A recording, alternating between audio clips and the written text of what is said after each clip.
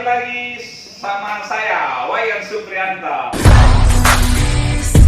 I ain't never slowing down, keep on going till I'm found. No, I'm never slowing down, cause we're blowing up now. I ain't never slowing down, keep on going till I'm found.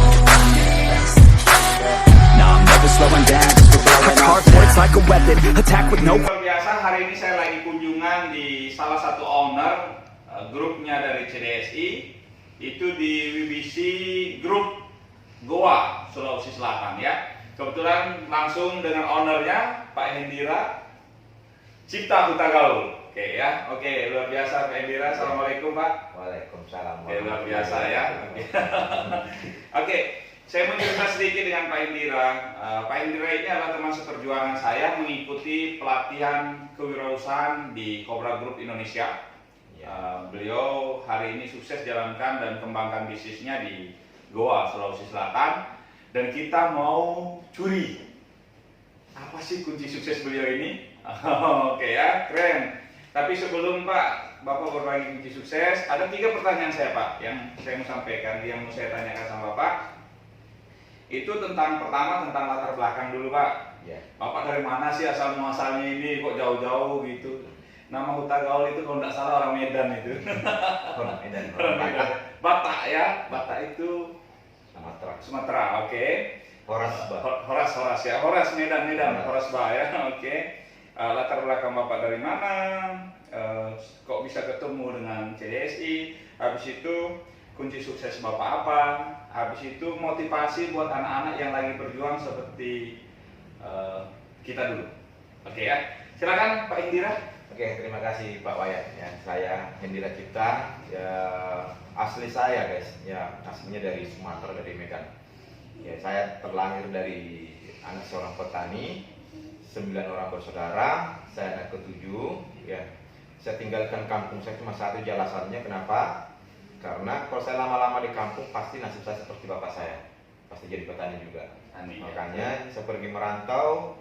Merantau itu nggak langsung ketemu dengan perusahaan ini. Ya, saya pernah juga ngamen, pernah kuli-kuli bangunan, pernah jaga parkir, cuci-cuci mobilnya orang. Wah, luar biasa coy. Kalau kita ingat itu, memang prosesnya untuk saya menemukan bisnis ini harus melewati itu, harus melewati ngamen, kuli bangunan, jaga parkir, cuci mobilnya orang, baru kita menuju bisnis ini. Ya. Luar biasa Pak. Kalau mungkin pemikiran kita pesimis atau apa mungkin seperti orang-orang di luar sana yang putus asa, ya. Mungkin kita nggak ada sampai di sini seperti itu. Mungkin udah balik ke kampung lagi. Kampus di kampus sudah. Jadi petani lagi, jaga-jaga kerbau.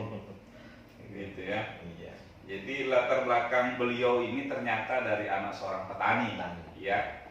Dia berani keluar dari rumah karena kalau dia di kampung terus pasti jadi petani. Ya. Oke, apa sih kunci sukses Bapak Pak? Kenapa bisa sampai berhasil di situasi banyak orang yang gagal ketika mengikuti pelatihan di CDSI, ada yang gagal dan ada yang berhasil, tapi salah satunya Bapak yang sukses. Apa kunci sukses Bapak? Kenapa Bapak bisa sampai di level ini hari ini? Oke, terima kasih. Yang jelasnya ini bukan masalah tentang namanya kunci sukses ya. Masalah tentang pemikiran kita tentang kedepannya. Kalau saya memang tujuan saya sudah perjelas. Kalau saya bekerja itu, saya harus tahu tujuan saya bekerja untuk apa. Apakah mau menyambung hidupkah atau mau pengen merubah hidup. Nah, karena ada keinginan saya merubah hidup jauh lebih baik, otomatis saya harus mempersiapkan diri melewati apapun prosesnya, seperti apapun prosesnya. Saya harus siapkan diri saya untuk melewati itu. Ingat Pak Bayan. Jadi saya temukan bisnis ini. Yang pertama saya tanyakan dulu itu apa visi misinya perusahaan ini. Setelah saya tahu visi misinya dan saya tanyakan kembali apa peluang yang ada. Dan ini saya perjelas waktu saya melamar di kantornya Pak Menteri. Saya tanyakan itu apa peluangnya. Setelah beliau menjelaskan peluangnya adalah ketika kita menyelesaikan proses pelatihan kurang lebih 3-4 bulan, kita akan diberikan kesempatan untuk mengelola satu usaha. Dari situlah saya niatkan, sudah ini mungkin kesempatan saya untuk mengubah hidup saya jauh lebih baik. Dan saya tidak pernah mikir-mikir seperti apa prosesnya. Yang saya pikirkan itu peluang itu harus saya dapatkan. Dan saya tidak pernah itu seperti apa berapa lama prosesnya. Yang saya pikirkan peluang itu harus saya dapatkan. Seperti itu. Jadi tidak berpikir tentang kesulitan atau tantangan yang Bapak hadapi ketika proses. Oh enggak, harus Ya. dinikmati, proses itu harus dinikmati. Karena tak perubahan, tak perbaikan itu. Kebaikan ya. Oke. Karena tujuan juga waktu di awal proses karena untuk merubah hidup. Untuk merubah hidup. Merubah hidup. Berbeda itu Pak Wayan, bekerja menyambung hidup dengan merubah hidup. Kalau orang bekerja untuk merubah hidup, berarti dia harus temukan perusahaan yang memberikan kesempatan buat dia untuk hidupnya bisa berubah di perusahaan itu. Kalau menyambung hidup itu adalah yang bulan itu dapat dikerjakan, bulan itu dapat gaji, bulan itu habis. Nah ini contoh pekerjaannya adalah seorang karyawan. Ya, karyawan saya sudah rasakan kerja jadi karyawan yang hidupnya penghasilannya pas-pasan, terikat, terbatas, dan tidak bebas, tidak punya apa-apa. Dan saya pikir saya tidak mau cari yang begitu lagi. Saya mau pengen cari yang bagaimana jauh lebih baik. Tidak peduli tantangannya, tidak peduli masalahnya. Penting peluangnya sama Peluang. Ya, oke ya. Berarti beliau ini udah siap mental karena yang dia inginkan adalah perubahan hidup ya. Oke, itu kunci suksesnya dari Pak Indira ya. Yang berikutnya Pak, tentang loyalitas Pak di perusahaan. Oke, saya berbicara tentang loyalitas kenapa? Karena yang ngajarin saya ini ya sekarang sebagai CEO founder bisnis kita ini bagian kasih Ya. dan saya pikir dia yang mengubah saya bisa seperti ini dan saya lihat juga beliau seperti apa loyalitasnya dan saya mengikuti langkah beliau karena saya pikir kalau kita mau pengen maju itu ikutilah langkah-langkah orang yang sudah sukses sebelum kita. Jadi itu yang saya ikuti karena dia adalah leader saya seperti itu.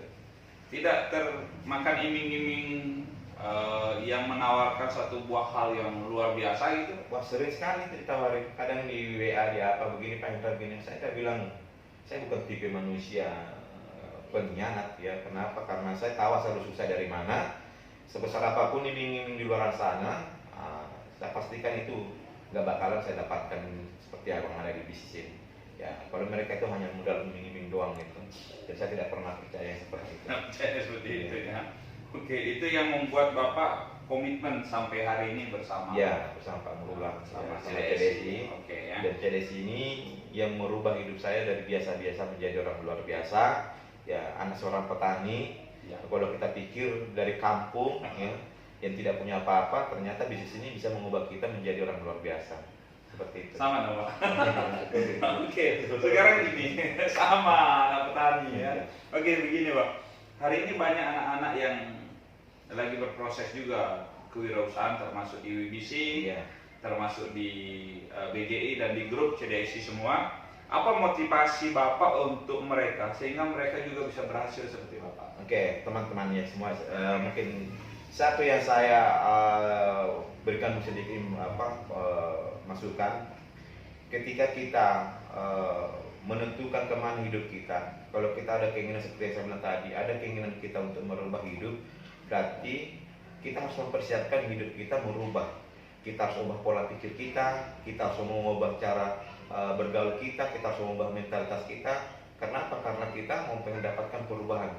Nah di bisnis ini kita sudah ada wadahnya, tempatnya sudah ada. Ini sudah diyakinkan 100% bahwa hidup kita bisa berubah. Tinggal kita harus melewati ujiannya, melewati cobaannya, melewati tantangannya, melewati masalahnya. Tapi kalau kapan kita bisa lewatin ini, nah disitulah saatnya hidup kita bisa berubah. Oke ya. Ada lagi Pak motivasi lain buat adik-adik kita, teman-teman kita yang lagi berjuang? Ya, oke. Tetap semangat, yang jelasnya. Tidak usah mikirin apa yang kamu lakukan hari ini, tapi pikirkan 1 tahun ke depan kamu sudah menjadi orang yang terbaik di antara orang-orang yang kamu sayangi. Oke? Top ya, luar biasa. Satu lagi Pak DJ, maaf ini Pak. Apa goal Bapak untuk ke depan di dalam grup CDSI? Oke, saya punya goal selalu saya sampaikan sama manajer-manajer yang ada di kantor ini sama teman-teman semuanya. Ya. Saya tahun ini harus berkompetisi kantor yang terbaik. Selalu patokan saya kantor yang terbaik ada 2 di kantor. Saya selalu sampaikan sama mereka akan kita kalahkan, mereka akan kita buktikan bahwa kita ini bisa tinggi. Seperti itu. Goal saya ya sebelum meeting ini harus ada promosi 2 manajer. Sebelum meeting ini. Akhir tahun 2020 saat Ya. ini. Oh, bulan berapa sih meeting? Bulan 11 ya? Ya, Belum kurang kita lihat lebih. seperti itu. Jelaskan 2 promosi manajer selain yang ada sekarang ini. 2 manajer Ya. Wah, itu goal yang sangat istimewa ya. Realistis buat saya. Betul dan sangat menantang. Semoga WBC Group makin sukses, Stop. Pak DJ, ya. Sukses bisnisnya. Ya. Kita berkompetisi WBC dengan BGI. Ya. BBC nanti kita akan ketemu sama beliau ya. Terima kasih teman-teman, itu motivasi dari Pak Hendira. Apa yang membuat beliau berhasil seperti hari ini, beliau karena mau meninggalkan zona nyaman dari kampungnya. Iya. Mau merubah hidup harus meninggalkan di kampung. Kalau dia di kampung terus pasti tetap jadi petani. Ya, seperti pekerjaan orang tua Iya, terdahulu. petani. Betul. Yang berikutnya beliau sadari kalau mau merubah hidup pasti ada tantangan dan beliau tidak menyerah dengan tantangan itu. Oke, terima kasih. See you at the top. Oke.